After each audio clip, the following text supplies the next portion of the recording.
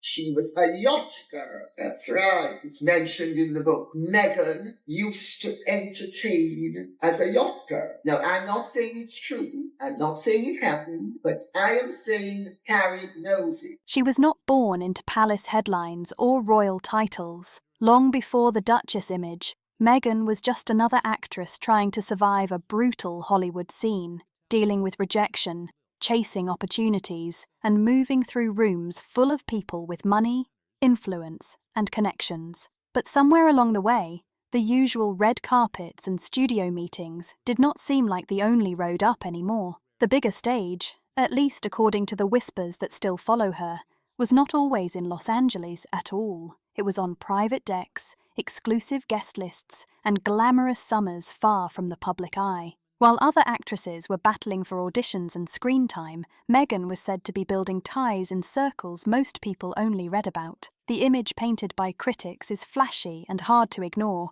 Luxury yachts, wealthy guests, expensive champagne, and secretive social scenes where access mattered more than talent. That picture has never fully gone away, and now those old rumours are crashing back into the royal story with fresh force. The past, once buried under titles, interviews, documentaries, and polished public messaging, is suddenly being dragged back into the light in the most explosive way possible. And then came the remark that lit the whole thing up. When Sarah Ferguson reportedly made that shocking comment about Meghan being Andrew's first client, it did not land like harmless shade or a loose joke. It landed like a match thrown into dry grass. In one brutal moment, a line had been drawn between Meghan's glamorous old image and one of the most toxic names ever tied to royal scandal. Whether it was meant as a jab, a warning, Meghan Markle did know Prince Andrew, and she knew Sarah incredibly well, which makes Zara a liar because she said, I didn't know Meghan Markle until she invited me to her wedding. That is BS. And now the ghosts of those golden yacht days are back.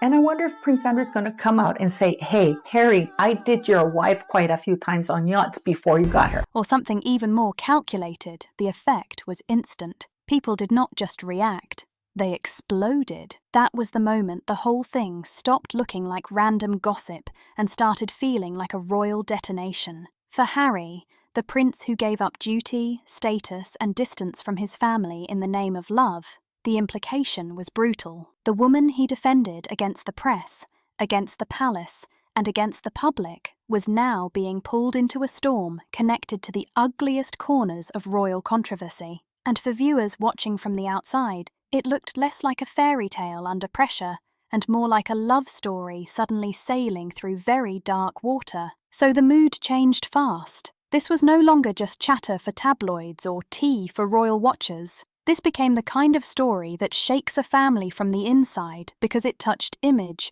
loyalty, timing, and motive all at once. The palace silence did not feel calm. It felt loaded, and once those first whispers broke loose, they turned into a full-blown headline frenzy across every corner of the media world. Inside royal circles, the reaction was said to be immediate and tense. Reports framed Fergie's words not as some accidental slip, but as a deliberate move with a clear target. According to insiders, she knew exactly how powerful that line would be and exactly where it would hit. That is what made it so dangerous. This was not some random commentator or gossip account stirring trouble from the outside. This came from someone with deep royal history, someone who had lived through public humiliation herself. Because Meghan thinks that she's above them. So now that Fergie's down, now she doesn't want to have anything to do with Fergie. But you don't do that with people who knows your secrets, people who know your skanky past. And Fergie's ready to tell on Meghan Markle. She's ready to destroy her. She's ready to put it out there. Also, allegedly, Tom Inskip, his friend, warned Harry because Tom Inskip had hired yacht girls a few years back, and one of them yacht girls was Rachel Meghan Markle. This is why Meghan didn't invite Harry's best friend to the wedding, because he knew her, if you know what I mean. He knew her. And someone who knew how one sentence could shake an already fractured institution.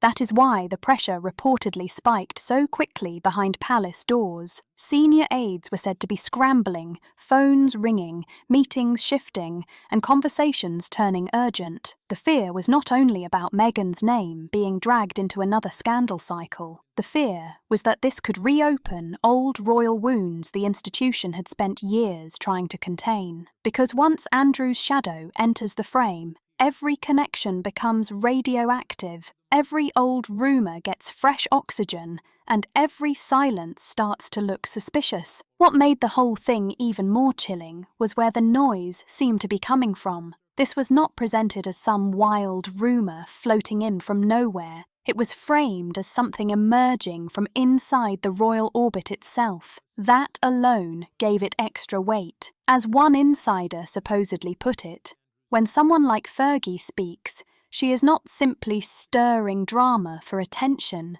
She is either sending a message or settling a score. And if that is true, then the palace had a much bigger problem on its hands than one ugly headline. Because the real question was never only about what she said. The deeper question was why she said it now. Timing matters in royal warfare. It could be also happening that the royal family is saying, hey, if you put a book out about Meghan Markle and completely destroy everything and really tell the people how Meghan met Harry, then we can work with you, or we're going to compensate you with somehow. Because I don't see Sarah Fergie trashing King Charles. She's not that stupid yet. She's not that dumb. And according to Palace Whispers, this timing was anything but random. Ever since Meghan and Harry left royal life in flames and started building a rival power base through interviews, streaming deals, and public narratives, the balance inside the wider family has been unstable. Old players who once seemed irrelevant suddenly had reasons to step back into the spotlight. Fergie, a woman who knows scandal better than almost anyone in that world,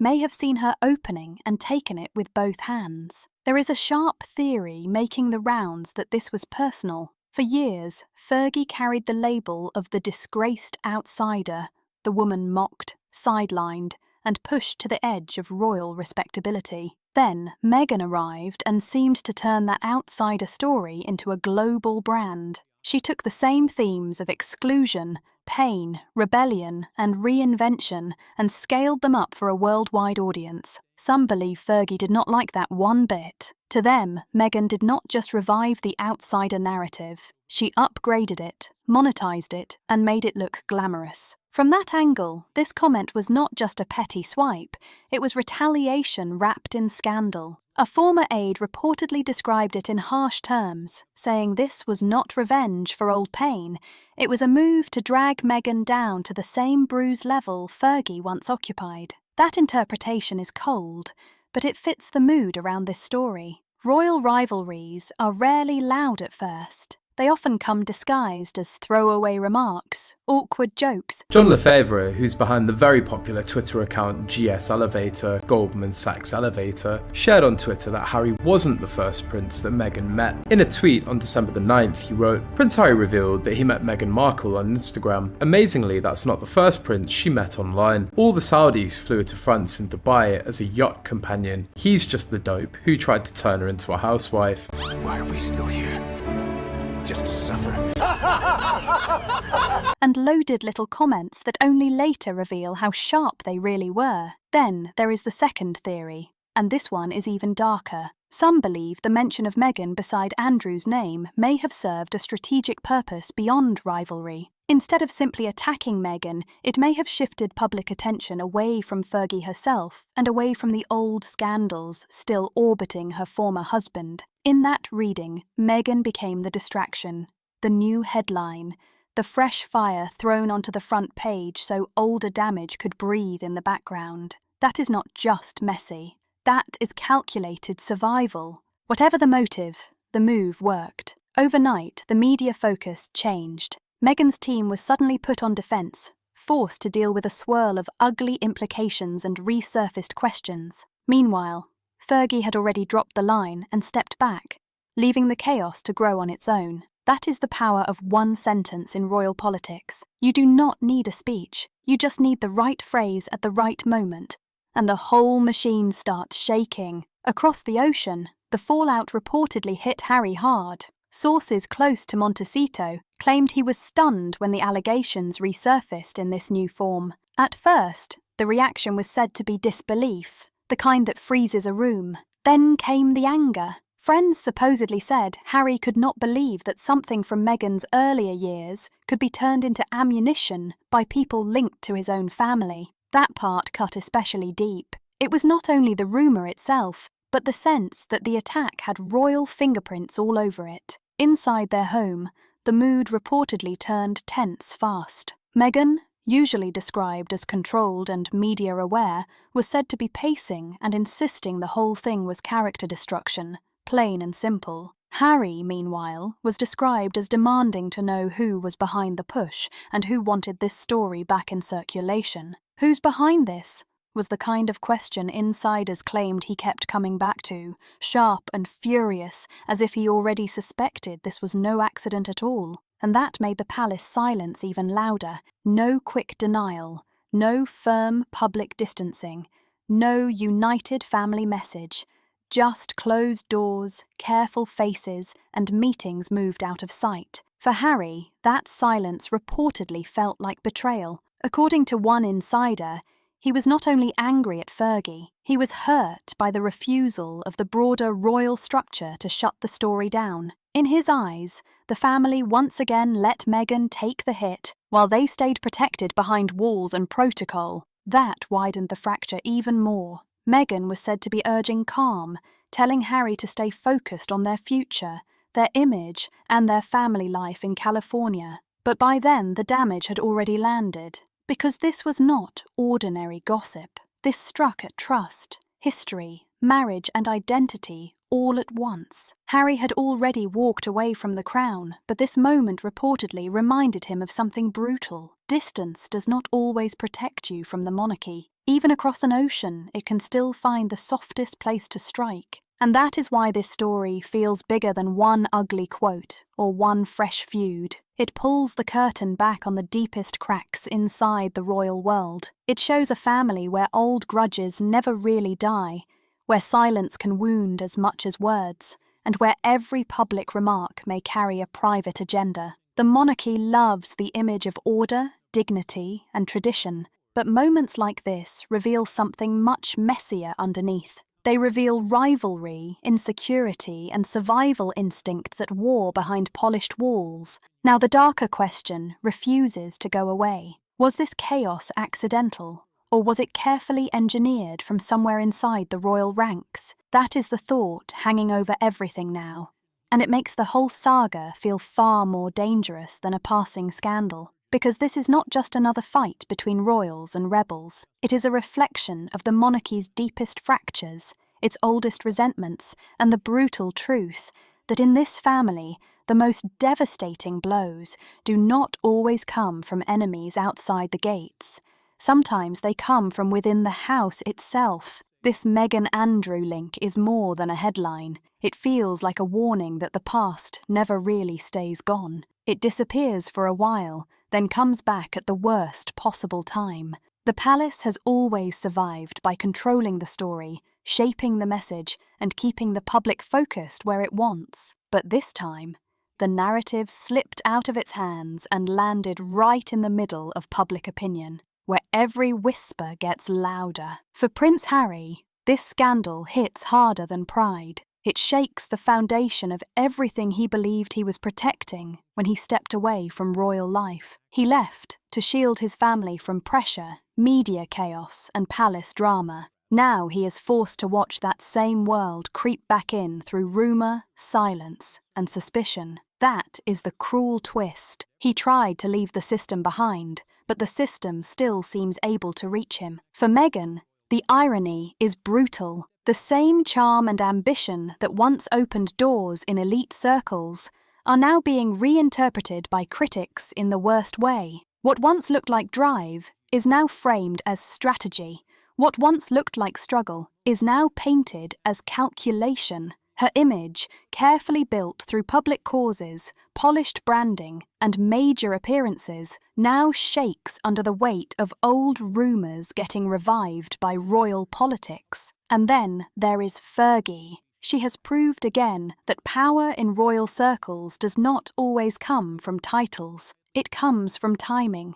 With one sentence, she reminded everyone that she can still shake palace walls. In the bigger picture, this is not just about one remark or one scandal. It is about legacy, loyalty, and leverage crashing into each other inside a family that has never fully escaped its own mess. For the monarchy, this feels like more than gossip. It feels like a warning. And for Harry and Meghan, it feels like proof that no matter how far they go, the shadow of the crown still follows. That is what makes this story so tense. It is not just scandal. It is a battle over who still controls the narrative when old wounds get ripped open again. But the biggest question still hangs there. If this chaos was not random, then who is really pulling the strings? Every royal scandal seems to come with shadow figures in the background, people who stay just out of sight while moving pieces around. In this case, the whispers do not stop with Fergie or Meghan.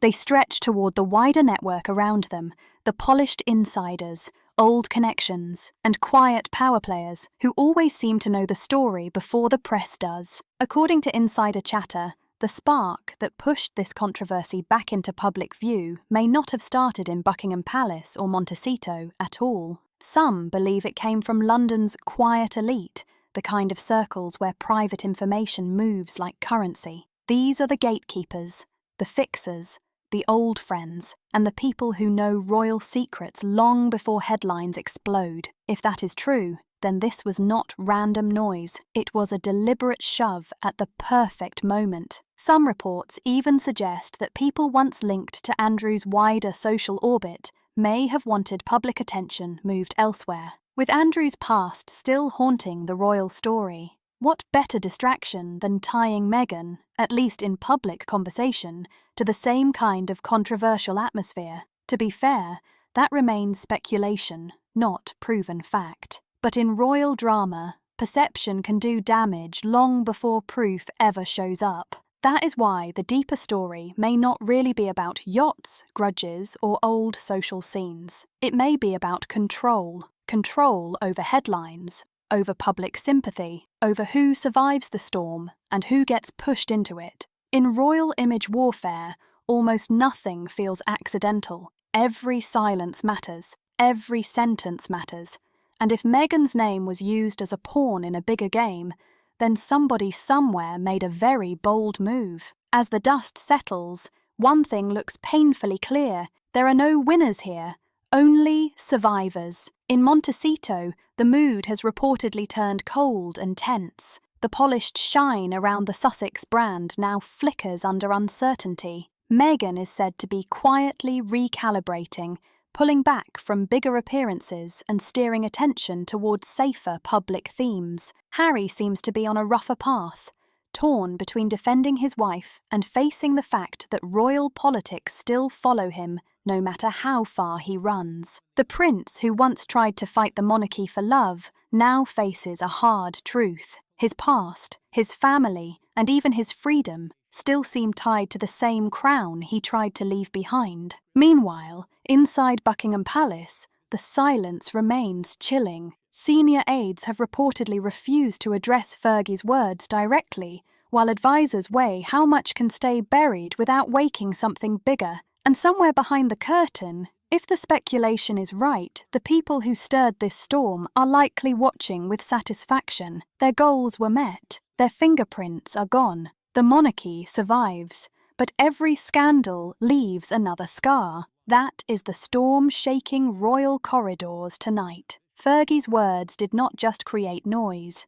They reopened tension, revived buried questions, and pushed fresh suspicion into a family already struggling under the weight of its own history. So drop your thoughts in the comments right now. Do you think this was personal payback, a distraction move, or a bigger palace play behind closed doors? Like, comment, and subscribe for more royal drama, because this story is far from over, and the next twist could be even wilder.